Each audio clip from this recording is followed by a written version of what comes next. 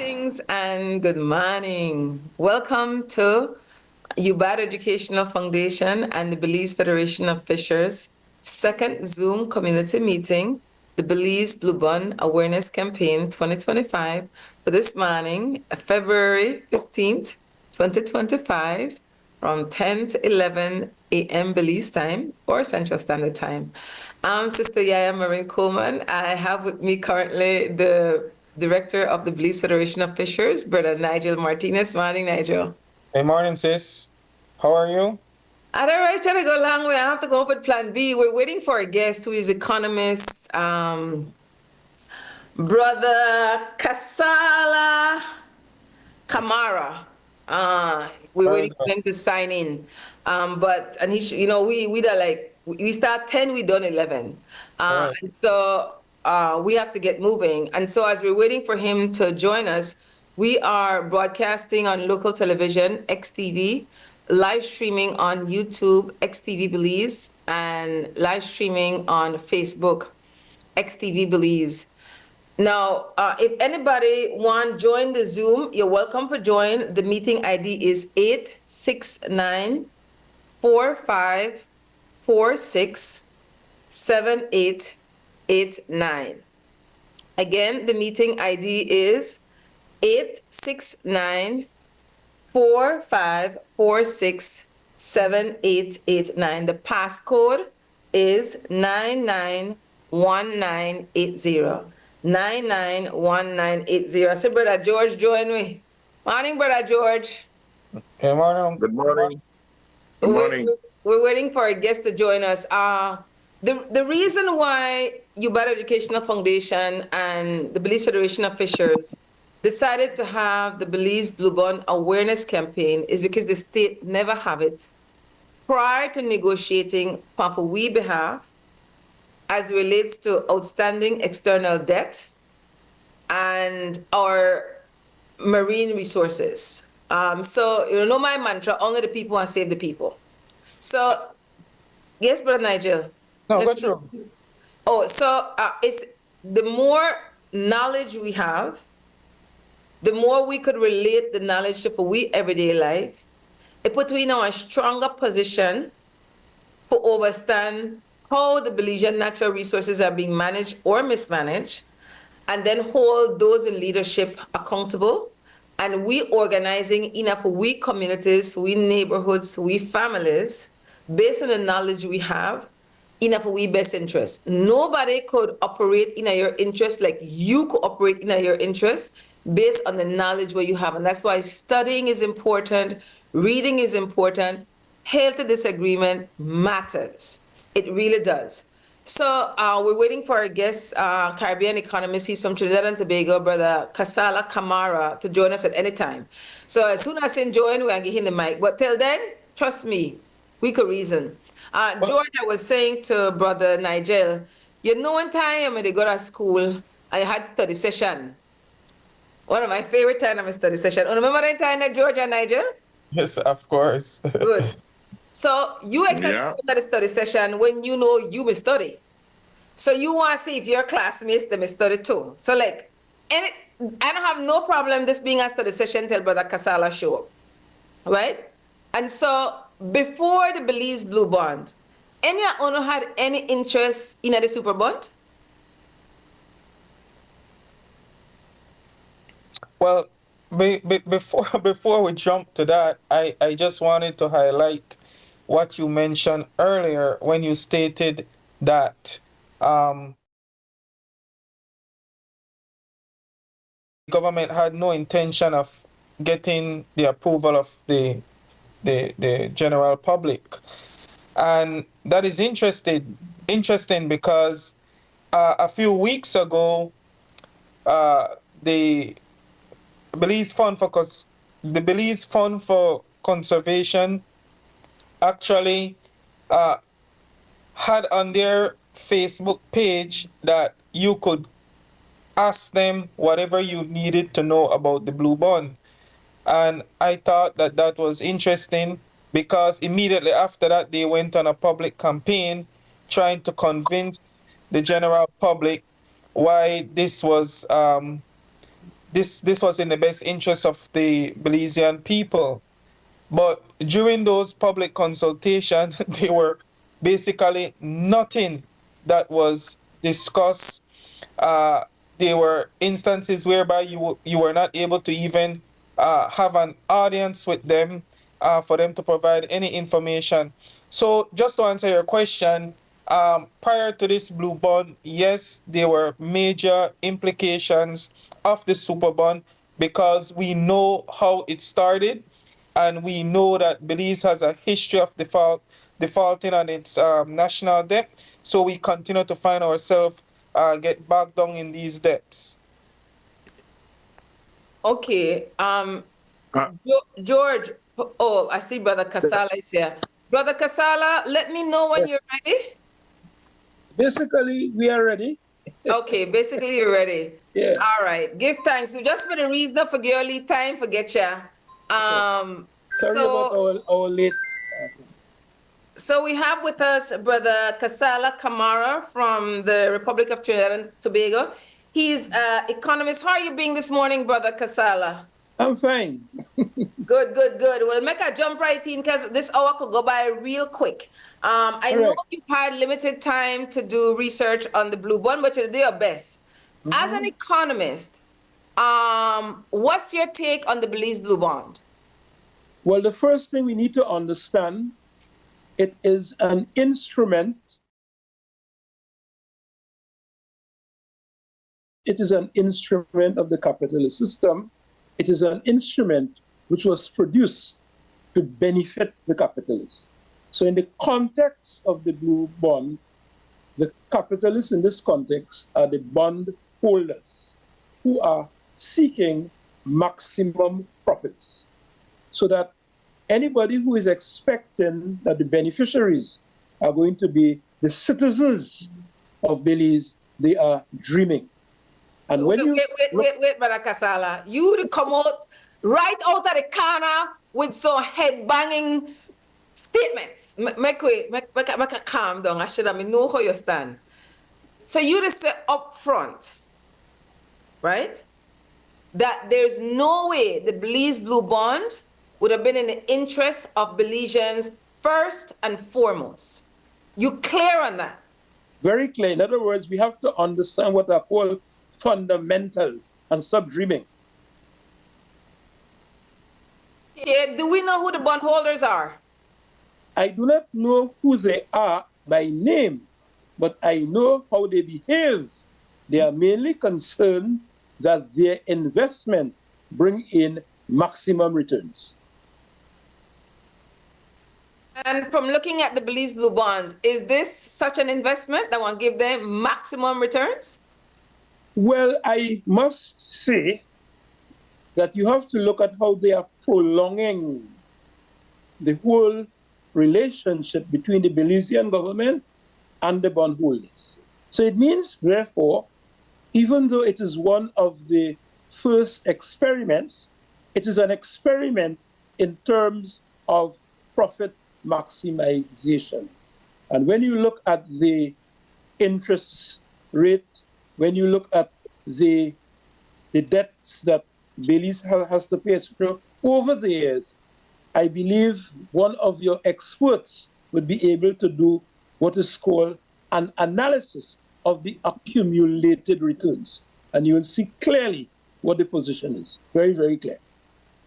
I think, and next month we'll have a guest who UEF and Belize Federation of Fishers has been working with for going on 3 years now, who was in Belize last year on the ground, did the research, did an analysis, and we will to share that information. But one of the things that that person shared that was a concern for us is that currently Belize is right back at the debt ratio that we were before we signed the blue bond.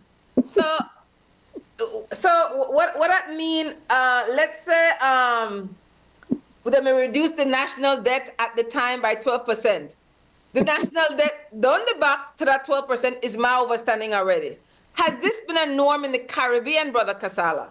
This has been the norm in terms especially of countries or economies in the third world, and we call it the debt trap. But what they really do, they strangle you. And it is what it does, it helps to maintain the dominance of the capitalist order in your economy, part of the whole globalization of the capitalist system. What do you mean by that? I hear you, but I need you to break that down some more for me. To say, like, this intentional. Like, people sit down and plot the demise of people financially so the rich could be richer and the poor could be poorer. And this, like the capitalist system, that one economic system. What other system there would be more fair to people? Okay, let me first say that there are people who can be described as allies. Those are those local elites, both government officials and technocrats, who have bought into the capitalist order. So many of them are able to enjoy crumbs, and they really enjoy the crumbs. And what they do, they get what we call journalists to put a spin on what is taking place, to give the impression that you are really, really, really benefiting when you find yourself really in the debt trap. Now, what I would want to really deal with this morning is that there is another approach, which is called cooperative economics. And the small-scale fisherfolk in Belize need to organize themselves into a cooperative and pursue the cooperative economics option. Because by following the capitalist option, they are really going down what we call a cul-de-sac, a dead end.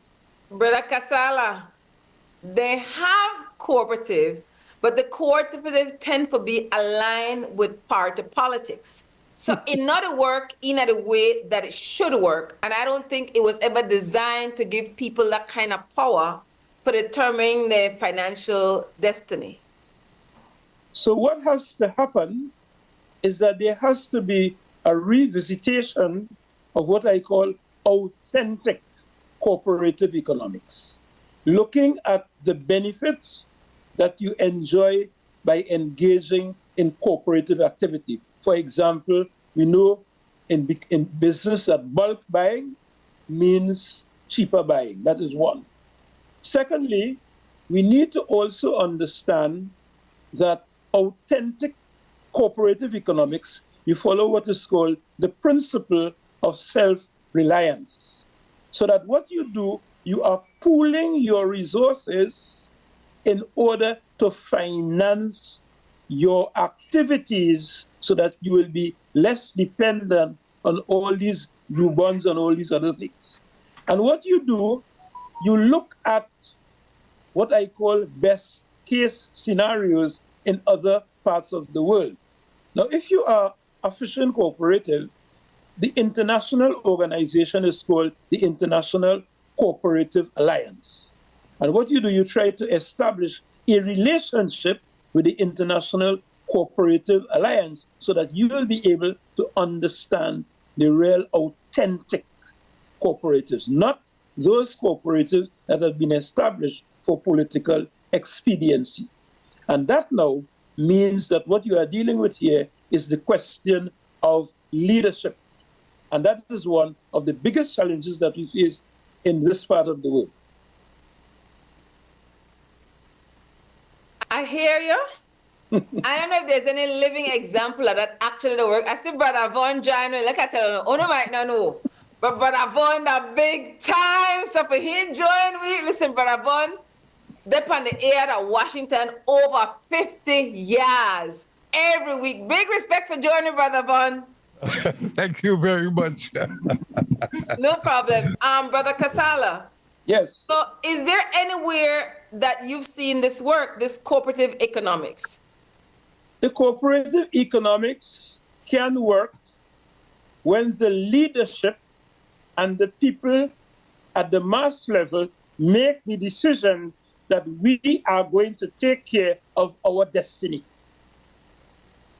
Once that decision is made, the whole process begins to take root. For example, if we take the question of fishing, what they have done is to restrict us to just raw material.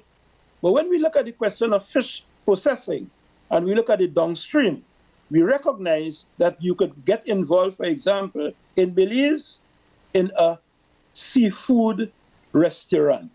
You could get involved in the salting or the corning of fish. You could get involved in a whole range of products and services which contribute to the diversification and the development of the economy. And there are endless examples all over the world.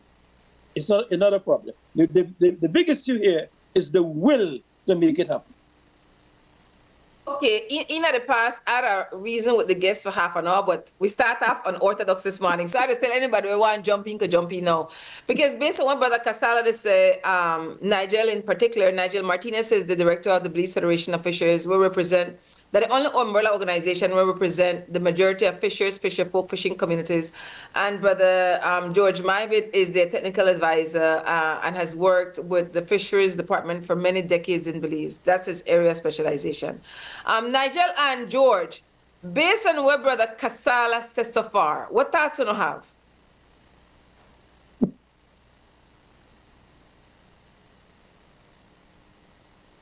Unmute yourself, Nigel. Yeah, sorry. You hearing me now? Yeah. Yes. Okay, perfect. Yeah, I recognize what the brother is saying, and it's a system that we try to establish in-house from a bottom-up approach. What we have seen across decades has been a top-down approach, and that result in fishers and fishing folks, fishing community, their livelihood and well-being not being addressed. And it's a systematic approach because that is how the masses control our fisher folks' livelihood and their destiny. So it has been a struggle. It continues to be a struggle. Hence the reason why we have been saying categorically that we are the voice of the commercial fishers, and the only way for us to stand against the come along, get along crew is for us to unite and for us to speak the same voice. If we do not do that, if we do not recognize that, we will continue to be walked upon, taken advantage of. And what we have seen is the masses do not want to see fisher folks and fishing community advance. So they restrict your knowledge, they restrict access to finance. Hence the reason why you see that there are just all these trainings and whereby they are giving out small grants where the consultancies are making significant amount of money, and the money does not go into the fisher folks' hands or the fishing communities. George, you want to sense you want to add in here? Mute your mic, George. When you're not speaking, please mute your mic when you're not speaking so we don't have feedback. Unmute your mic, George. All right. Yeah. Good morning, everybody. And I think we almost started in midstream. Yeah. In a sense that I don't know if Brother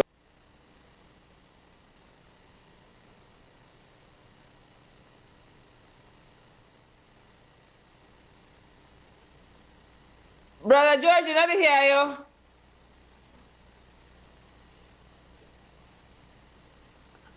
Unmute yourself, Brother George. George, unmute yourself.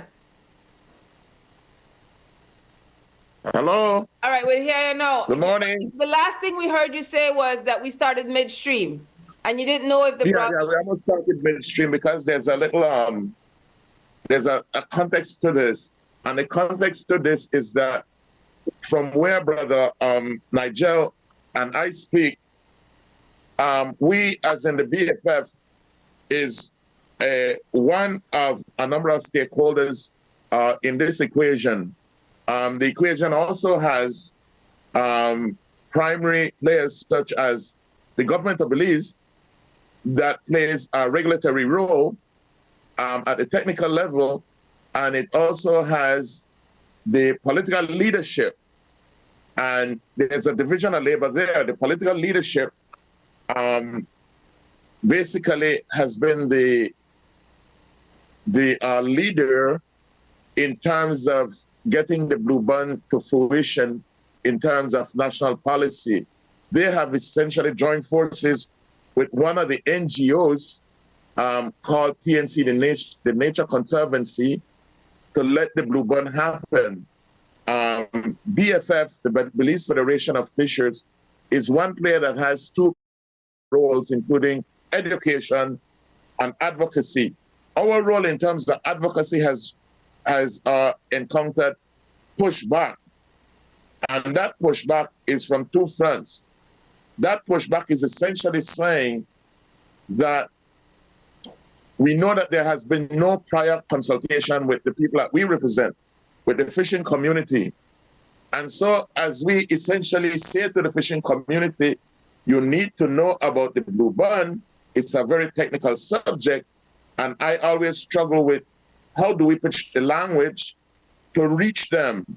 And I find that to be a challenge, because if it's a technical subject for 99 and 44 of 100% of the fishers, it is very abstract. I think what we need to do is to break it down in such a way that it becomes a bread and butter issue for them. So as we're on this forum, I want to make sure that the language that we use, and I want to make sure that the conversation basically at some point is reduced to the lowest common multiple. I know we probably have multiple audiences, but I want to make sure that when we speak, fishers understand how this impacts them. And in that context, I want to just say that, just bear with me, that we observe this, I want to observe this cascade. There's an activity, and that activity was that the government of Belize needed debt relief. That activity has yielded certain output. The output that it yielded was debt relief for the government.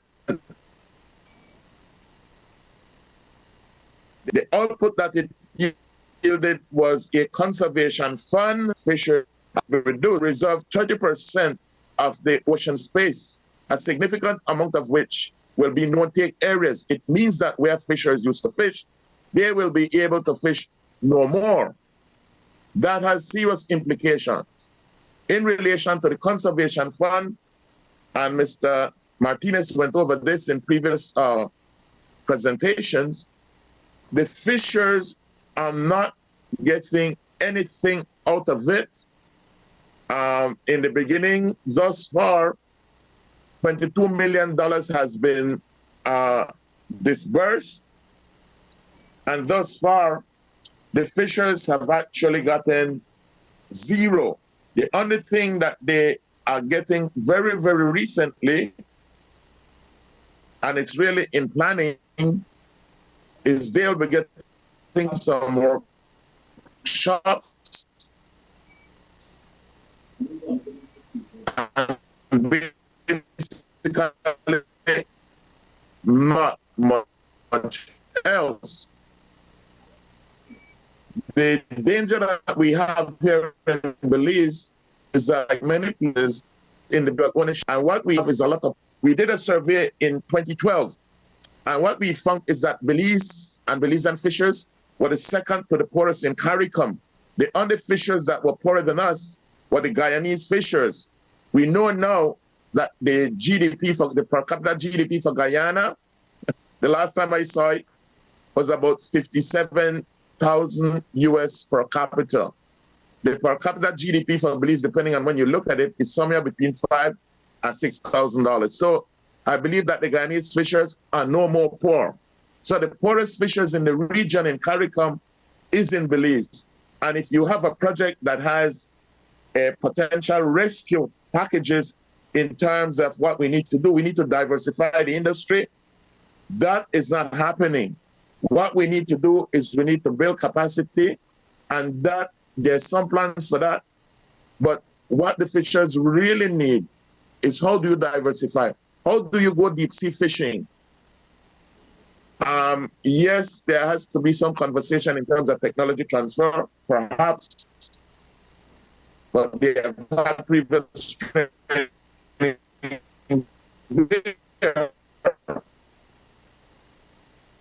We've been having some technical difficulties. There also needs to be a conversation that, what are the critical needs of fishers? The critical needs of, as we see, is there's a need for equipment. In my estimation, in the conservation community. Okay, George, we'll stick a pin there for now. We're having some technical difficulties with you, and you've shared quite a bit that was needed. Brother Kasala, what's your 2 cents on I think I was cut off. Yeah. Am I back on? No. We were having technical difficulties throughout your presentation, but I was working with it. But I'm asking you to pause for a moment to give Brother Kasala some room as the guest to share after listening to both Brother Nigel and Brother George, Brother Kasala. Yes. But I just wanted to round off. In 2 seconds to say that the critical aspect of this is that it needs to be pointed in a direction where the circumstances of the quality of life of fishers are meaningfully impacted, and that is not happening. It is not happening. Thanks, Brother George. Let me just note before I give the mic to Brother Kasala that one of the main reasons for having this awareness campaign, this Belize Blue Bond Awareness Campaign 2025, was to share knowledge with Belizeans, but fishers in particular. This is the second meeting, no fisher up on this meeting. And I understand that they're busy, they have lives, but I just said to fishers, when people bat phone us so hard and only not show up for no own interest, for me, that's a red flag. If a fisher cannot come to a Zoom meeting, they could send a family member, they could send some representative, because only the people want to say the fish people, and it's a fisher folk interest. So you only can have people that bat for you so far. If you really care about this, fishers and fisher families and fishing communities, or need to start to show up for their Zoom community meetings. Brother Kasala, go ahead. Yeah, I just want to reiterate what I stated. And I believe what we need to recognize is that, fundamentally speaking, we are dealing with an instrument which came out of a particular type of economic system. So if we move away from the bond issue and we go to the transnational corporation, if we leave the transnational corporation and we go to the International Monetary Fund, if we leave the International Monetary Fund and we go to the World Bank, we will see the same pattern. And that is the fundamental point that I'm making. So I'm saying there has to be a discussion on the impact that this system has had on Belize and the implications of that impact. And when we engage now in alternative approaches, we have to look at what the alternative approaches are, because the alternative approaches are geared towards development of the people. What is presented by the capitalist order is not geared towards the improvement in the quality of life of the people. So that while it is true that the immediate issue is the bond issue, we also have to have a very important discussion on the nature of the economic order which dominates Belize. And it is out of that discussion we will be able to determine what direction that we take. Now, I must say, it is not easy for many of the people who are involved in fishing to attend a Zoom meeting because they are involved in the daily hustle, the daily day-to-day of survival. And what needs to happen is that there are sessions that have to be organized in their space where they can make an input into the discussion. So one of the notable features of what has taken place in Belize is the absence of consultation, the absence of the participation of the people who are affected in the whole scheme of things. The next important thing is that there's a lot of secrecy. Now, we must understand that the capitalists protect their interests. The whole question of the agreement between a capitalist institution and a government, or a capitalist institution or some institution, is normally done in secrecy because they do not want people to know the kind of benefits that they enjoy in terms of the cost that they may have to pay for some kind of input. In Trinidad and Tobago, for example, we have the gas-based industries. We do not know what those transnational corporations pay in terms of gas. That's a secret. So that is a trend that you will see internationally. And if any party goes against that agreement, therefore you are going to pay the price in terms of breaking that contract. Because breaking that contract, you are going now to reveal what are the real costs and therefore what are the real benefits being enjoyed by the particular capitalist institution. So it is a standard practice internationally. All this talk about transparency and transparency and transparency, that transparency is used in particular contexts, but in other contexts there is no transparency, there is secrecy.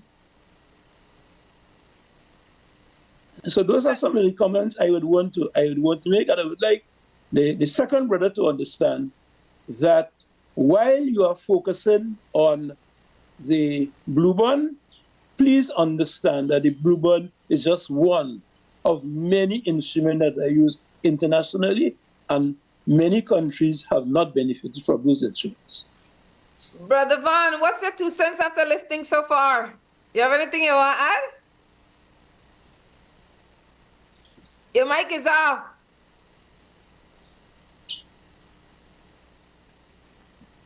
I concur with what Kasala has said. Things are done in tremendous secrecy. Up here, especially as we are going through the Trump era, it's becoming a more challenging situation.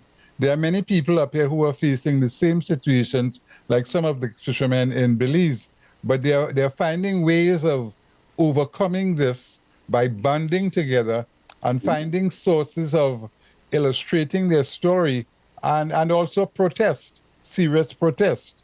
So I don't know if you all have ever approached perhaps the Organization of American States, your diplomats. They may be able to get you a forum to talk to the General Assembly, the permanent mission, so that they can understand the situation that you guys are facing. You know, it's livelihoods we are talking about, and it's very important that you know, we get this consciousness onto a wider body of people to help in propagate the situation. So I hope that makes some sense. Thanks, Brother Vaughn. Georgia and Nigeria, no one say any 2 cents, but what we share so far? Yes. Well, listen, I have to go, and I want to invite Brother Kasala to my program. But not only that, I want to invite Yaya, maybe a couple of the fishermen you can organize, and I can talk to a couple of the fishermen so that they can tell their story, so our audience out here will get an understanding of what they are facing. Tell them about your program so people would know the power of your reach and longevity, Brother Vaughn. Well, I've been broadcasting for 47 years, and I do a Caribbean program every Saturday evening from 6 until 9, a Caribbean radio program. It's a magazine. It's mixed with music, news, and interviews. So in these times, we do 2 interviews every program. We do it at variation. People are from all over the Caribbean, impacting the Caribbean, and so on. We have a YouTube TV channel. It's YouTube Caribbeana TV channel, where we post all our interviews we have done with people. And we also have a website, caribbeana.org. And so that's basically it, you know.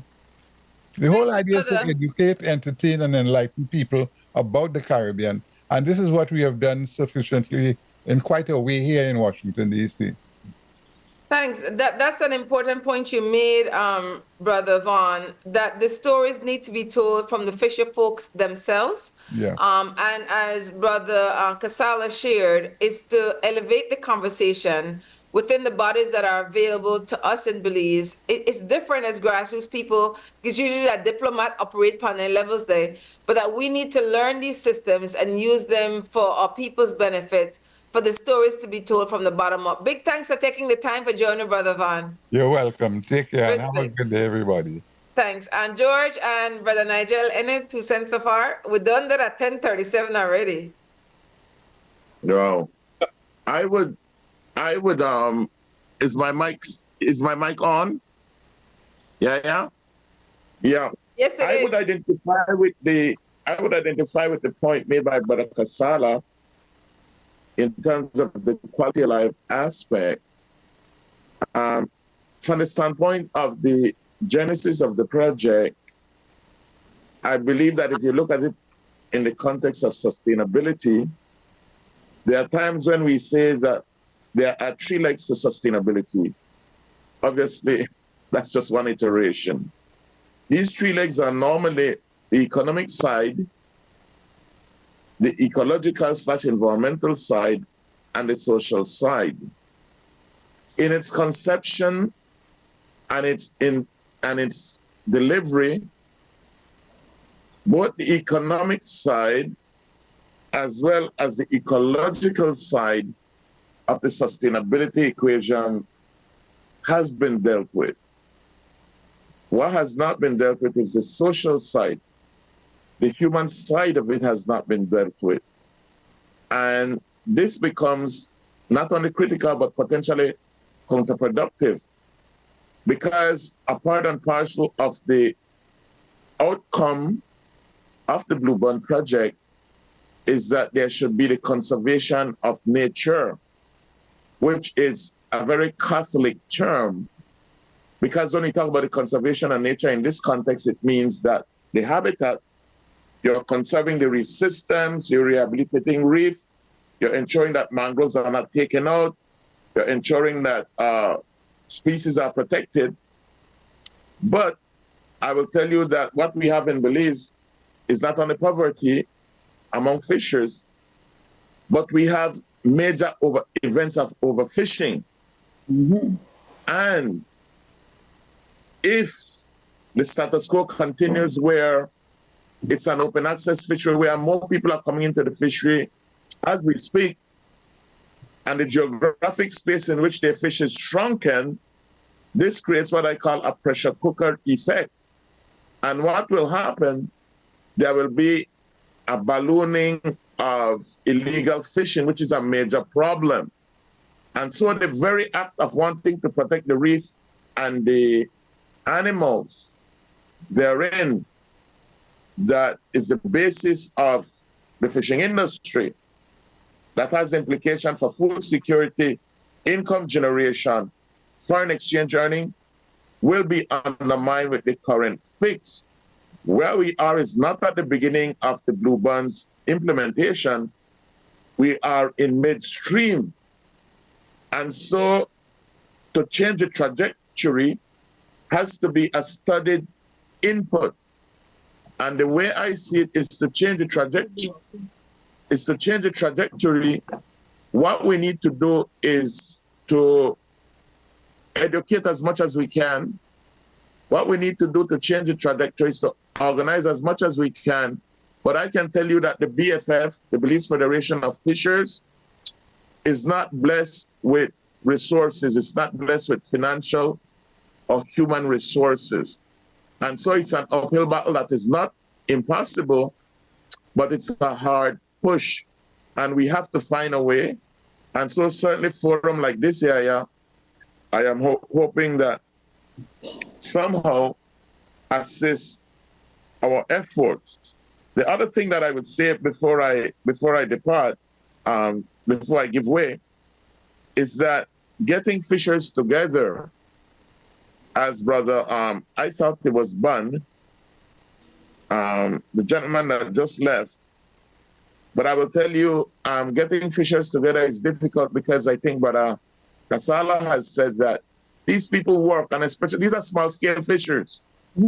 If they do not work, if they do not go out for a day, they have no income. And the way the BFF has been able to get them to a forum is we compensate them as much as we can for a day lost. So when we get them to, for example, a meeting or a conference or a workshop, we will pay them generally about $100 a day, and we will provide refreshments for them, and we will take care of their transportation because it's a national fishery, and Belize, where we operate from, is just one place where we need to get people all the way from the south, which is over 200 miles by road, and from the north, which is about 100 miles. So it's not easy. The other thing that I find is a challenge is that it might be easy for us to say, all right, let's have a Zoom session. What we have to realize is that the poverty study that I spoke of was a multidimensional poverty study. And what it found out is that education was one of the impediments here in Belize. And so to assume that a fisher, even if he had the time, would get on his phone and could just join a Zoom session, not so. You almost have to have a workshop on Zoom and or these sorts of platform, and you almost have to provide phones for them that would be able to carry, I guess, what amounts to the software here, because a lot of these fishers, they are poor and they do not have the facility, and even the ones that have the facility do not know the know-how. But let me give way to other participants to speak. Before Brother Nigel speak, I want to know that I hear honor.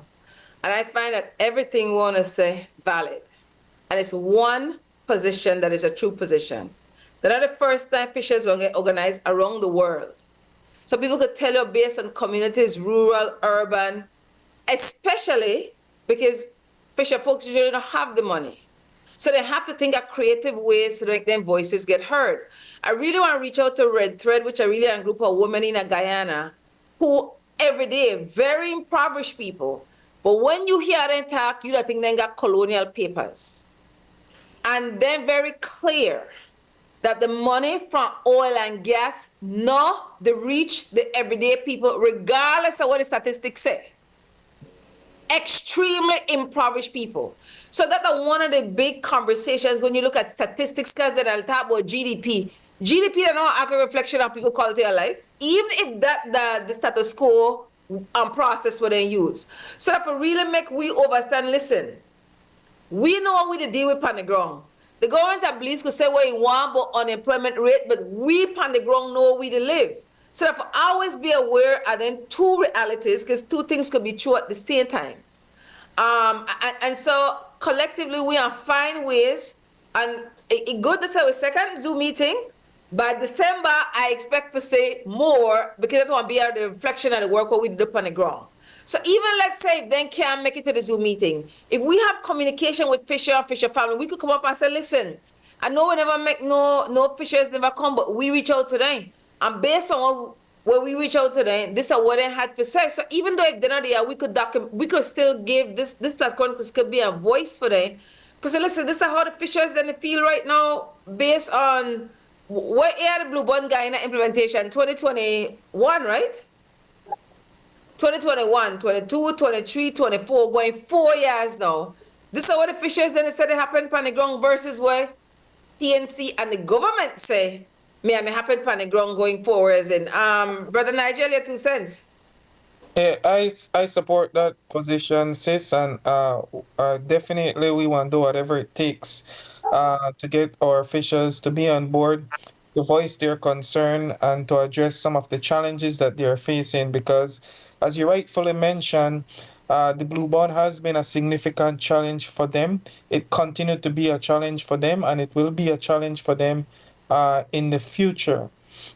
I want to touch on what Brother Kasala had mentioned in terms of secrecy, because we know that the Blue Bond has been on the back burner for over a year before the new administration got in and actually finalized the deal.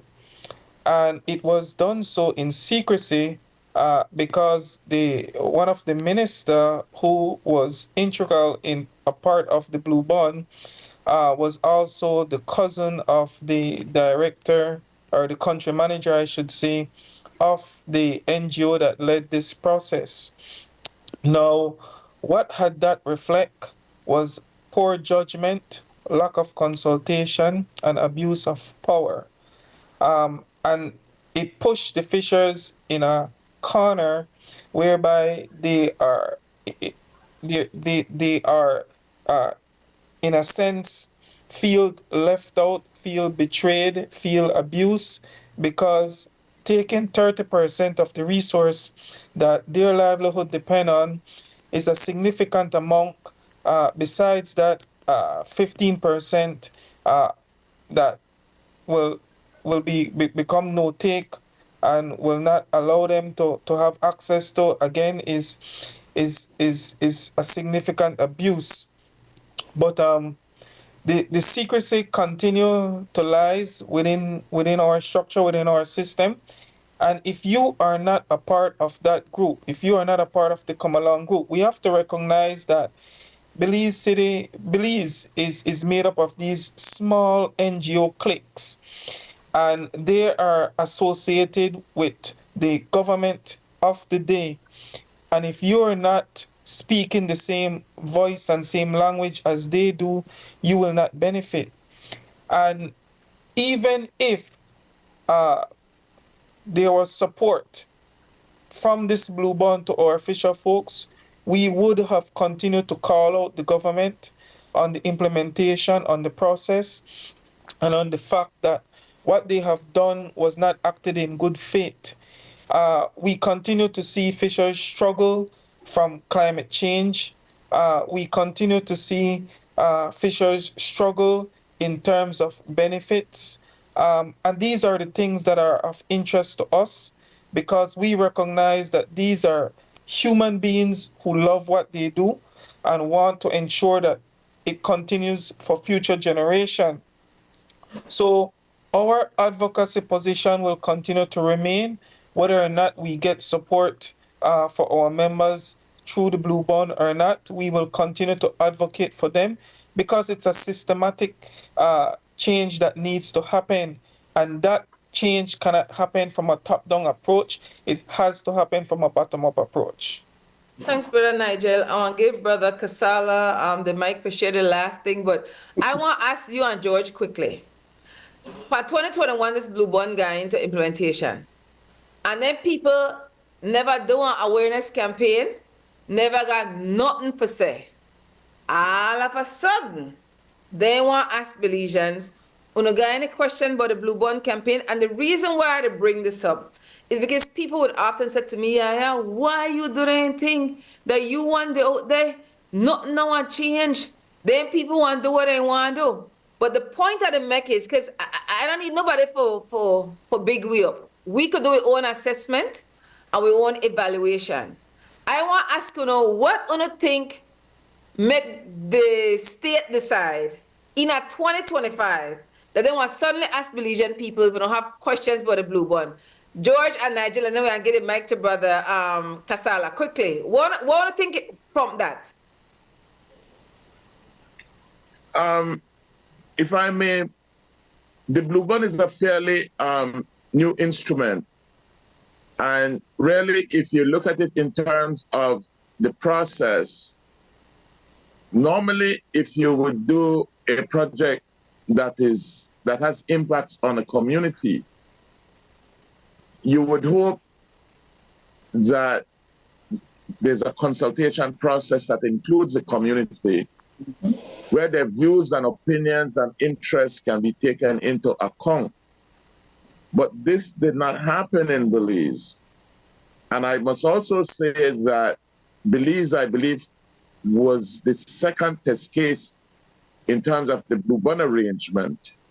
The first test case was in the Seychelles, in the Indian Ocean. And the same thing that obtained in Belize is exactly what obtained in the Seychelles, where the fishers were under secondary and tertiary consideration. So I think that the modality that has obtained in the early implementation of this approach is fundamentally flawed.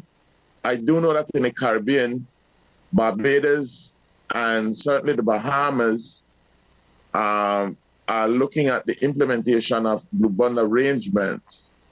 The lesson for them would be to ensure that the major stakeholder in the marine environment are usually tourism interests and fishers.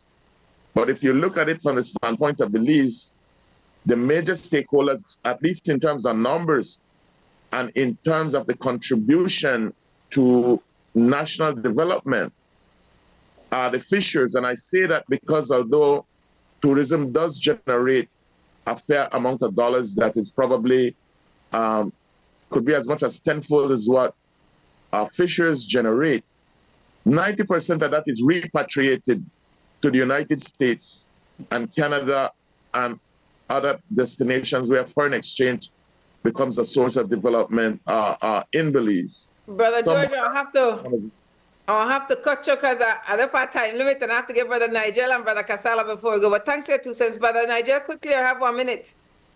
Yeah, well, I think they have recognized that we continue to see decrease across all species. World Bank recently issued a press release stating that the health of our reef went from fair to poor. I believe they recognize that the livelihood of fishers and fishing community is not getting any better. And I also believe that they got wind of UBAD and BFF campaign to bring awareness to our fisher folks, fishing community, and the national public. Hence the reason why they went on this a quick pro to try to counter what we are doing currently. Thanks, and I appreciate you and George additional input, because that's all I'm going to say. When people get organized and operating on their own interests and knowing the power of people over a period of time, sustain people power that is greater than the people in power. Thanks, George and Nigel. Brother Kasala, you have the last few minutes for your 2 cents to wrap the segment. Yeah, quickly. The first thing has to do with the philosophy. One, the question of harmony with your fellow human beings and harmony with nature should be an integral part of any trust towards assisting the fisher people, okay? And the second thing has to do with what I call mobilization. You need to look at the potential of bringing everybody together every St. Peter's Day. Do you all celebrate St. Peter's Day? Oh, you're not European people? No. I'm saying it's a tradition. I'm just asking if it is done. In Belize, no. Oh, okay, no problem. But we do recognize the essence of what you're sharing. But like Brother George and Brother Nigel has said, that usually was stunt movement, nurturing and building, the finance. But one of the point Mo's make I think a couple weeks ago, especially for NGOs and groups and individuals, where depend, for example, upon foreign aid. This is what happen when they depend on other people money. The minute their money stop, you can't do nothing. So that we find ways to be self-sufficient for the work where we need for the enough for we best interest. That will make you maintain longevity and power and your independence. Because once you, and the brother, sister Sandra Coe again, the Wisma elders say, listen, I prefer loan than grant, can no money no free. At least in our loan, I know that the agreement, but with a grant, you don't know, can free. So these are further conversations that we definitely need to have. And we have to thank, I tell you that about Tiger Maga with the Kakatare. I really like how this morning conversation gone. Give each one on 1 minute, because I have to thank my crew. 1 minute for telling me on the vibes about the conversation this morning. Because it's important that we assess things, find other ways for do things, continue the work, and tighten when I work. So just in the vibes, feel so far, Brother Kasala going first. Going last. George, Nigel, and then Brother Kasala, your vibes from the conversation this morning. I think for me, personally, Brother Kasala brought a different perspective. I recognize his perspective, and I will incorporate what he have mentioned into the discussion with the executive of the Federation moving forward. Thanks, Brother Nigel. And no say, Brother Kasala, I the volunteer, available. So that for make the brother, the new Sunday Review co-host, Brother Akomotota, the one who say, listen, people in the Caribbean region have to start to link one another from the bottom. We can't leave it up to diplomats and ambassadors and people with colonial papers out of universities, things that then could talk to we without having meaning. That we live their life here, that we just suffer. So we need to link one another, like our reach out to some Guyanese people say we could get some Guyanese fishers. So they could come on, one of we monthly Zoom community Belize Bluebond Awareness Campaign 2025 and say, listen to me. Make I tell you what is going on with Guyanese fishers. If we could link fishers from throughout the Caribbean, that won't be major. So thanks, Nigel, for that 2 cents. Brother George, 1 minute. Your vibes from today's conversation. Yes, as the Angels advocate, I have to say that I'm an eternal optimist. I believe that the modality of the government of Belize either ignoring grassroots people and or basically saying to them, this is what we will do without their input, has to change. I believe that getting to where we want to get in terms of meaningful engagement between policymakers and those that are being governed is a process. Belizeans by nature tend to be very, very passive. That's a relative statement. We see that other user groups such as the cane farmers, they will be out protesting and in a meaningful way when their livelihood is injured. The fishers are not yet there, but I believe every moment and every activity that we do, it's a plank by plank approach, and hopefully we will see the changes that we require sooner rather than later. Thanks, Brother George, for that reminder. Always that I'm a process and for being the eternal optimist. Brother Kasala, your 2 cents. I was simply say a fishers conference on an annual basis beginning in Belize in 2026 and continuing in other locations in the region. Thank you.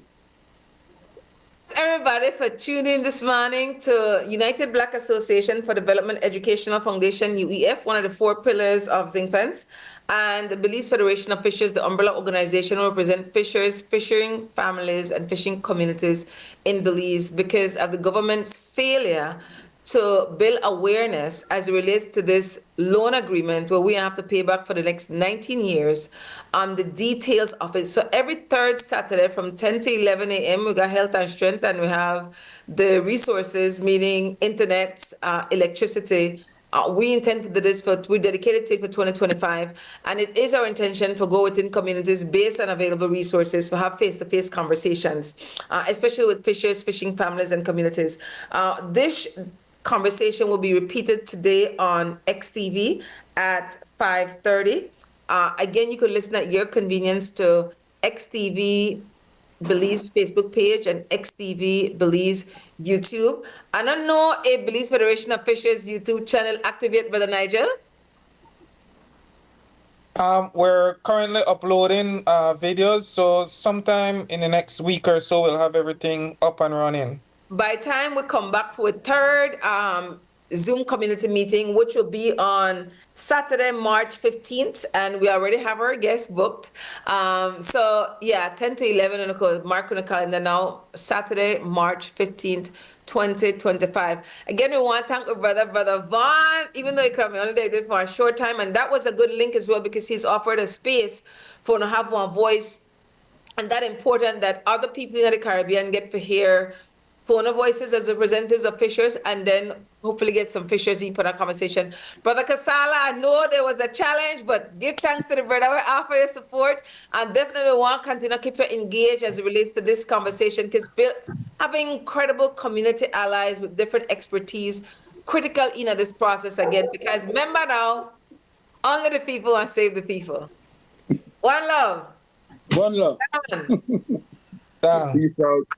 All the best. Peace out.